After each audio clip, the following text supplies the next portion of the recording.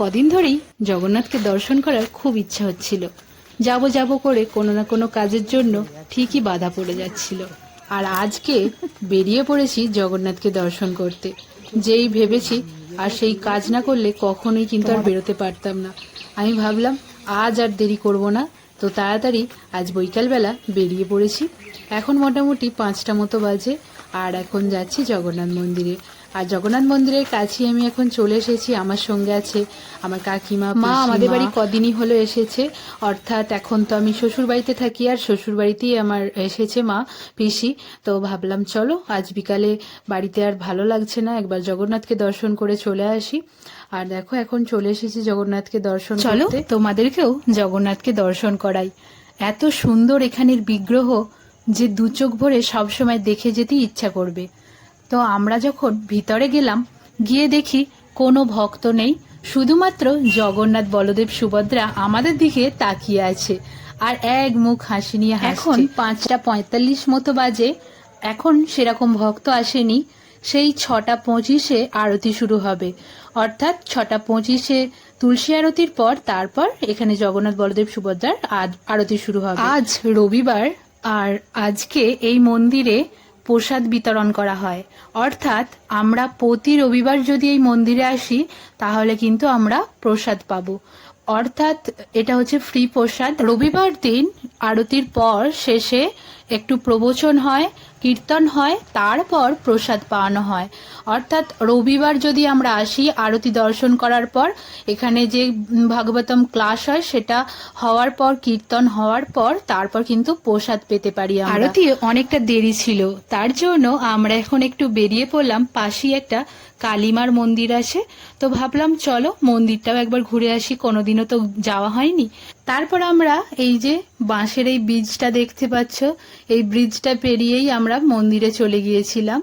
আর এই যে ব্রিজটা যে দেখতে পাচ্ছ, এই বাঁশের ব্রিজটার উপর দিয়ে যেতে এত যে মজা লাগছিল, কারণ সেইভাবে বাঁশের ব্রিজ দিয়ে কোথাও কোনোদিনও যাওয়া হয় না। এই মন্দিরে এসেই প্রথমেই দেখলাম এই যে এক সাইডে তোমরা দেখতেই পাচ্ছ কত কার্তিক ঠাকুর, আরো নানা রকমের সব ঠাকুর এখানে রাখা আছে। কার্তিক পুজোর পর অনেকেই এখানে ঠাকুরটাকে রেখে চলে যায়, তো এরকম অনেক রকমেরই ঠাকুর এখানে রেখে চলে গেছে, লক্ষ্মীনারায়ণ।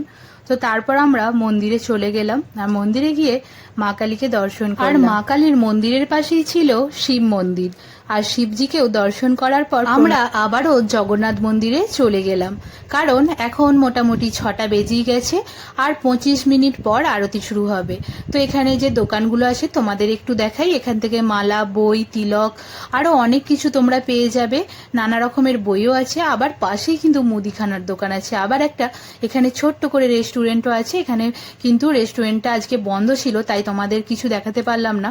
আর এখানে মুদিখানার দোকানে তোমরা দেখতেই পাচ্ছ একাদশী থেকে শুরু করে নর্মাল যে সমস্ত আমরা মুদিখানা করি সেই সব কিছু কিন্তু এখানে পাওয়া যায়। আর যে প্রসাদ হবে ভাগবতম পাঠ কীর্তনের পর, তোমাদের যে আগেই বললাম, তার জন্য সবজি আমান্য হচ্ছে। এখানে ভগবানকে ভোগ নিবেদন করা হবে, খিচুড়ি ভোগ, তার জন্য এখানে সবজি আমান্য হচ্ছিল।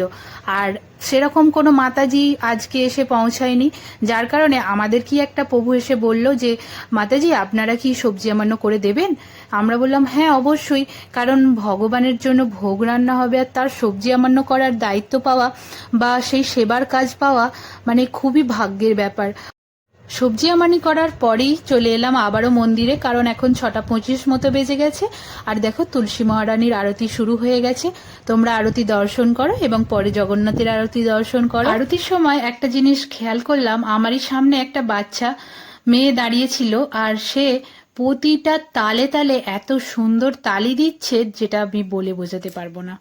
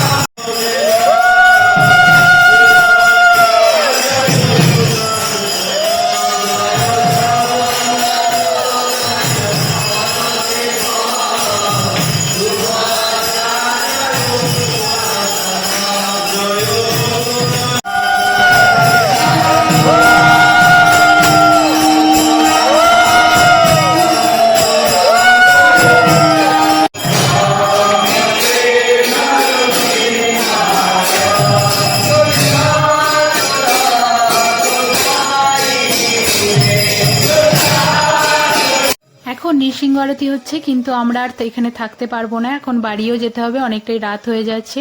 প্রসাদ পাওয়ার হলো না, তাড়াতাড়ি বাড়ির জন্য বেরিয়ে পড়লাম। হরে কৃষ্ণ, হরি বল।